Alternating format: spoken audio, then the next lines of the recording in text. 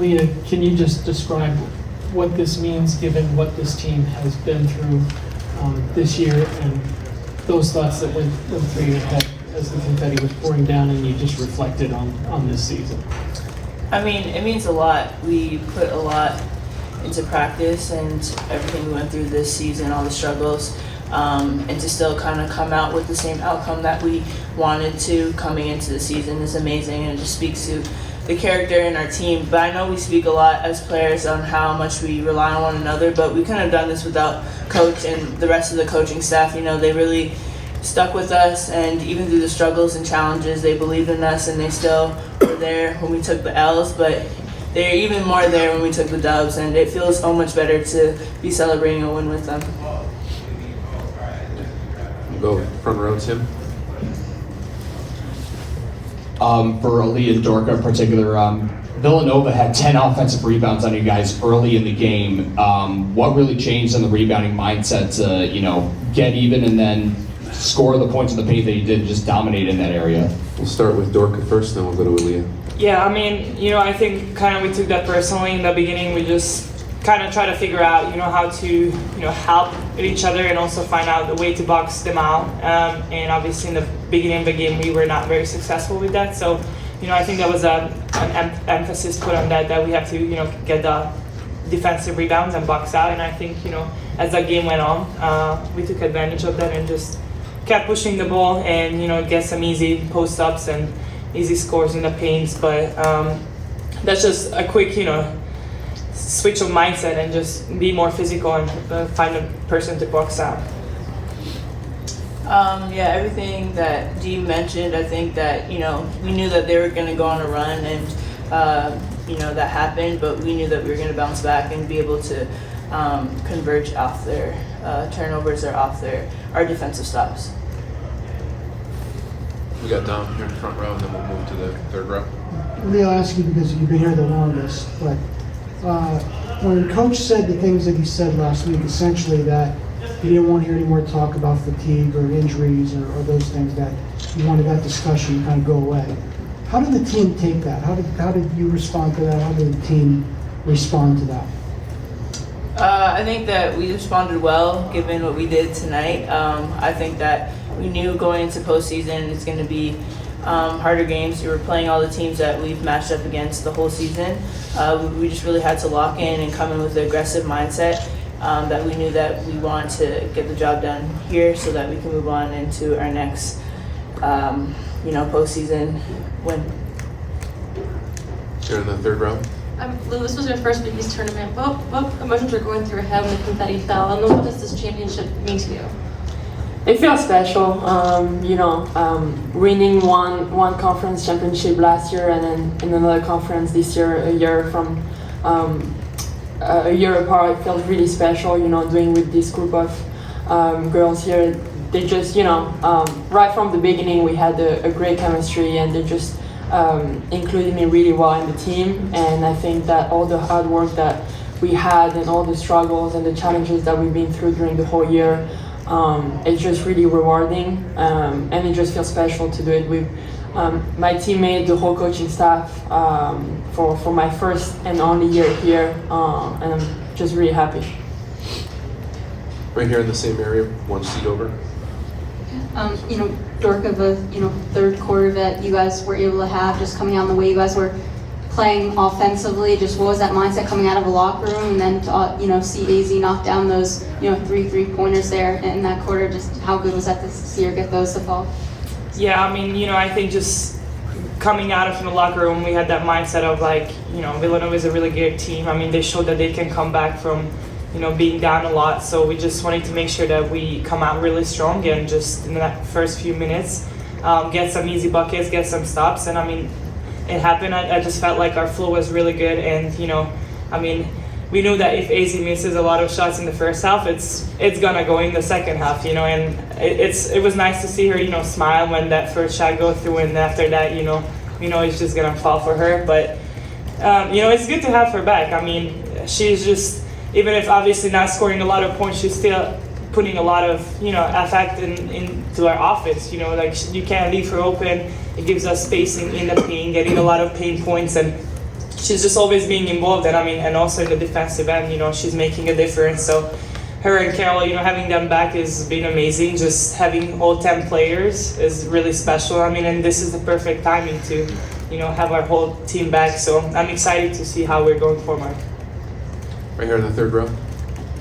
Every win you guys had this game, this goes to anyone who wants to answer, but you guys had all these wins in double-digit figures. How do you maintain this assertiveness heading into the NCAA tournament?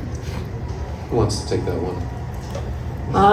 I think that those last 3 games kind of reflect on what team we can really be, and I think the beginning of the year that's the UConn that we were, and even though it was last couple weeks were pretty rough for us, we still found a way to overcome all of that and find a way to find a solution during this tournament. And I think that's the real team that we can be, and we're gonna bring the same team during the NCAA tournament and having the same mindset. We'll go all the way in the back here. Dorka, as someone who works with Aaliyah every day in games and elsewhere, what kind of pride do you take in seeing what she's done this season and what she did the last 3 days here at this tournament? Yeah, we're super proud of her. I think the whole season, she's been carrying us, and I just remember, even last year when the tournament came, there are different. Aaliyah came out to play. I remember the last year's biggest tournament. She was just unstoppable, and I had no doubt that she's gonna be unstoppable again. And she's just playing like an All-American, and we're super happy to have her. And she's been our leader this whole season, and she's just keep going, man. And I think we're all really proud of her. And this is just the player who's she been, and obviously it's just her confidence is out the roof, and that's just we're just so happy to see that. And she's a nightmare, on offense and defense, and she's been leading us the whole time. Right here in the front. Aaliyah, you did struggle a little bit personally in February. What was the weight of the season kind of getting to you and carrying the team for a while, and what happened? You have refocused now, and it seems like the dominant Aaliyah is back. Was there something that changed? Did you just need some time to regather yourself? I just think that, with everything that was going on in the season, as a team, we were just going through different things, different bumps and bruises, but I just wasn't very consistent during that time period. But, I knew that I was going to get it back, and the kind of player I am, I know that I'm kind of resilient in that way, and my teammates, carried me and gave me the confidence. And, we're in March, so I knew that I had to step back up, and I think everyone's stepping up right now, and we're all producing, either that's offensively or defensively, and it shows that we can be a really great team when we want to be. And last question here for the athletes in the third row. Aaliyah, just the way that you've been able to defend Maddie Segrist all season long and other players throughout the year, where do you think you've grown the most in the defensive end, and how has that kind of factored into the great season you've had? I think it's kudos to the coaching staff with the scouting reports. We really lock in, making sure that defensively we're disciplined. Maddie's a great player, so it was a tough assignment, but I knew that if I got beat, my teammates were here on the back end helping me out. So I think it was a great team effort. We've been able to stop a lot of great players throughout the season, so we just got to continue that so that we could produce offensively and be successful. Geno, with so many players missing time this year, can you just discuss what having Aaliyah there all year has meant to this team and what she meant during this tournament? Yeah, she knocked out some of our guys, but she managed to stay in every game. And I think last year, she was one of the few players that I think played just about every game. So she's a adorable kid, knock on wood, and when she's got it going and she's feeling it and the confidence level is high, like Dorka said, she's able to do pretty much whatever the game calls for. You know, when she goes on those rebounding tears, it's like she gets everyone, you know, and at both ends of the floor. And when she's attacking the basket and drawing fouls, and so there's an element that she brings that if you don't have that element, it's hard to win tournament championships. It's hard to win in the postseason. Doug? Hey, Geno. It seems like it's a strange year across the nation. I mean, South Carolina's undefeated, but they haven't been like the dominant team that you guys were when you were in 4 in a row, running through everybody. They've had a rally at times, and everyone else seems to lose to a bunch of people. How open do you think the NCAA is going to be, wherever the bracket is revealed next Sunday, for teams to come out and potentially puff more of these upsets that you've been saying? Well, until somebody beats South Carolina, they're still undefeated, you know, and they're still the favorite, as they should be. In terms of everyone else, yeah, it's really hard this year to pinpoint, given some of the conference tournament outcomes, you know, really hard to pinpoint who really is playing or has played, let's say, for the last 3 weeks. Like, you could say they're pretty much going to be a championship, you know, championship contender. So everybody's had their turn. Everybody's looked the part. Everybody's looked the other way, which is a great sign for the NCAA tournament, right? Which means that more teams are in the mix, as it should be. You know, one of the things that the NCAA, the women's basketball tournament, has to catch up, which we are. Obviously, we're still very young. There has to be an uncertainty to the games. There has to be, like last year, Creighton, you know, there has to be teams coming out that you don't want to play in the postseason. That, you know, more upsets happen. Where you're seated maybe is important, but, you know, whose bracket you're in, and you catch the wrong team at the wrong time. Years ago, that didn't matter as much because the favorites just kind of rolled through everybody. The talent has spread out a little bit more now, and I think this might be one of the more exciting NCAA tournaments, you know, in recent years. Here on the left, Don. You know, I know this has been a difficult year for you in a lot of different ways. Can you just talk about the feeling you had on the floor dancing, I guess, with the grandkids and, you know, dancing around the confetti, and what, I guess, relief and satisfaction? What was that like? Yeah, remember we talked about the other day about how you want winning to be special here in Connecticut, like it is every place else, instead of, you know, we have to win. And it's just, you know, when you coach long enough, you describe coaching as there's misery and relief, you know? And when you lose, it's misery, and when you win, it's relief, not even joy. But when it almost felt like a chapter had been closed. Like, I could just sit back now and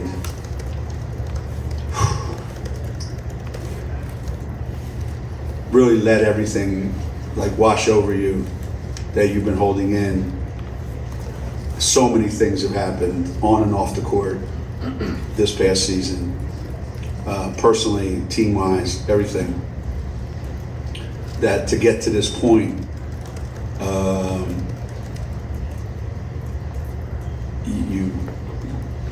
you want to just close that book and now start a brand new one starting next Sunday. And that book ended the right way. You know, I had a lot acts, and it had a lot of tragedies, and it had a lot of ups and downs, and had a lot of stuff, but the book ended the right way. And now it's time for a new one. And that's always exciting. But these next 10 days, we gotta go recruiting. We still gotta do our jobs. We can't sit around and, stare at our trophies. But for the next couple of days, I think we're just gonna take a deep breath and let it all come out. We Holding a lot in. Sorry, Coach. That's right. We got a question in the third row on the left, and then we'll come up to Mel. Geno, what happened with Aubrey today? She started the second half, but then came out really quickly and didn't come back in. Something happened in the first half, and her back started to spasm up. So she went in the locker room at halftime, trying to get some work done on it. And I thought, I don't want her sitting around, it gets worse. So let's let her get out there and loosen up. And watching her go up and down the floor twice, I realized she wasn't going to be able to go. So, back spasms. And having had back surgery, I don't blame her. I'm surprised it doesn't happen. Mel here in the front row on the left. No. You're segueing right into it. You've seen all the Villanova teams, even though it wasn't hands-on until the late 80s. They hit the top 10 for the first time today. Where is this team in the scheme of the programs? Because they've had a few great ones along the way. I've always said, no disrespect to our players or any other players in the league, but when you have the best player on the floor, then you have a chance to win every game. Yeah, well, how do you know? Well, trust me, I've been there a lot. When you have the best player on the floor, you're a hard team to beat. And there have been other really good Villanova teams, outstanding Villanova teams. But maybe since the Shelley Penfeather years, when she clearly was the most dominant player, there hasn't been anybody that can just single-handedly win a game for them. They've always had to do it, as a team, and they did it exceptionally well. And I think Denise coaches this team brilliantly, and they play hard, and they play with an edge, and there's a toughness about them. And I think they're going to be hard as hell to beat in the NCAA tournament. I don't care who they play, because I don't think if you haven't played them and you haven't seen that, you're in for a treat. We have a question, third row on the left. Geno, you talked a few months ago about learning to kind of relinquish what you can't control and focus on what you can. And I guess from a coaching perspective, how's that journey been the last few months? And is it easier said than done, or how would you describe where you are with that? It comes and goes. Somebody said, you should lean on your staff a little bit more, And I go, they already do everything. I have, the easiest job probably of any head coach in the country, because my staff is just unbelievably good. What I have to, constantly be on the lookout for is wanting every game and every possession and every day to be like yesterday, or like the first 3 quarters today. And that's just not possible. So, you start to learn to take that they were brilliant yesterday. And for 3 quarters, we're up 25 with 3:25 left in the third quarter. We were magnificent. So if you're going to enjoy that, well, then you got to take the fourth quarter too and just laugh it off. And, back in the day, I had a hard time doing that. Back in the day, meaning like last week. After we lost the Xavier game. Did we lose the Xavier game? No, actually we won, but it felt like a loss. It felt like a loss. And Jamel's always reminded me, and CD's always reminded me of that. You win a game, but you play lousy, you're unhappy because you keep projecting, this is unacceptable. We can't go on like this, la la la la la. And, don't go in the locker room and make this feel like a loss. Save that for tomorrow. And I've gotten much, much better at that.